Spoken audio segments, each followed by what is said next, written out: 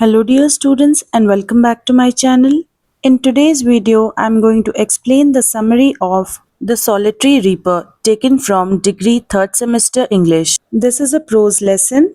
You can get 15 marks in the exam for this summary students. Let's begin. About the poet, William Wordsworth एक बहुत ही famous English poet थे। उन्हें nature बहुत ज़्यादा पसंद था और गांव की सुकून की जिंदगी भी।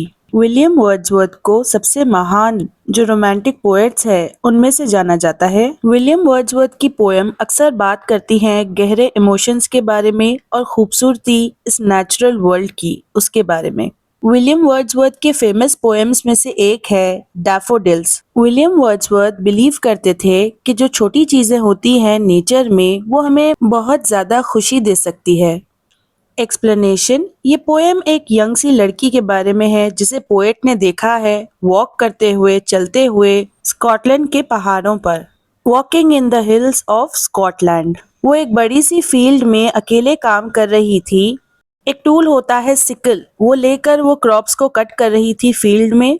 क्रॉप्स कट करते हुए वो लड़की एक गाना गा रही थी। उसकी आवाज बहुत ज्यादा मीठी थी और उस आवाज में दर्द भी था। जबकि वो लड़की अकेली थी लेकिन फिर भी उसकी आवाज ने सारी वैली को भर दिया था। वैली कहते हैं दो पहाड़ों के बीच, टू माउंटेन्स के बीच जो रिवर बहता है उसे।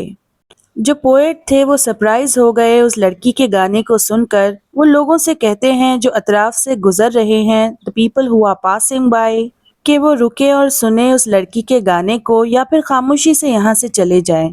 वो नहीं चाहते कि कोई भी उसे डिस्टर्ब करे। उस लड़की का गाना, उसकी आवाज बेहतर थी एक नाइटिंगेल से। नाइटिंगेल यानी कि बुलबुल। ये एक बर्ड होती है जो कि बहुत स्वीटली गाती है। तो पोएट कहते हैं कि उस लड़की की आवाज उस नाइटिंगेल से भी अच्छी है। एक नाइटिंगेल बर्ड गाती है थके हुए लोगों के लिए जो कि रेगिस्तान में डेजर्ट में काम करते हैं, और नाइटिंगेल का गाना सुनकर वो आराम में आ जाते हैं, वो सो जाते हैं। फिर पोएट कहते हैं कि उस लड़की की आवाज ज्यादा खूबसूरत है एक ककू से जो कि गाती है स्प्रिंग के सीजन में। ककू भी एक बर्ड है। पोएट को उस लड़की के गाने की लैंग्वेज समझ में नहीं आई, लेकिन फिर भी उस गाने में छुपे हुए डीप फीलिंग्स को वो महसूस कर पाए। पोएट को लगा कि वो गाना फुल ऑफ सैडनेस था, यानी कि उसमें पेन था, सैडनेस थी। पोएट सोचने लगे कि शायद ये गाना किसी पुरानी जंग के बारे में है या फिर कोई सैड मेमोरी के बारे में, कोई सैड याद के बारे में। शायद कोई सिंपल सी बात होगी जैसे उसकी एवरीडे लाइफ। पोएट नहीं जान पाया कि गाना किसके बारे में है, लेकिन जो फीलिंग उसे उस सॉन्ग को सुनकर आई वो फीलिंग उस पोएट के साथ हमेशा रही। जो पोएट है वो खामोशी से ठहरे रहे लंबे समय तक उस लड़की के गाने को सुनते हुए। उसके बाद वो वहां से चलकर चले गए। वो और उस लड़की की आवाज को नहीं सुन पाए, लेकिन जो म्यूजिक था वो उनके दिल में हमेशा रहा। पोएट उस जगह से जा चुके थे, लेकिन फिर भी उन्हें वो गाना याद था। ही रिमेम्बर्ड इट। ये जो पोएम है वो हमें एक खूबसूरत सा मैसेज देती है कि जो सिंपल चीजें होती हैं जिंदगी में वो हमें ज्यादा खुशी दे सकती हैं।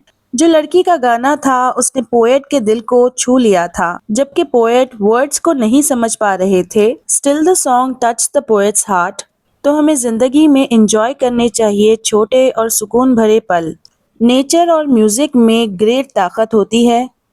Students, if you need other explanations also, check my playlist that is given in the comment section. And if you need the PDF, then contact me on my Telegram ID, students. Let's all support hard work. Don't forget to hype my video and hit the bell icon to get notified.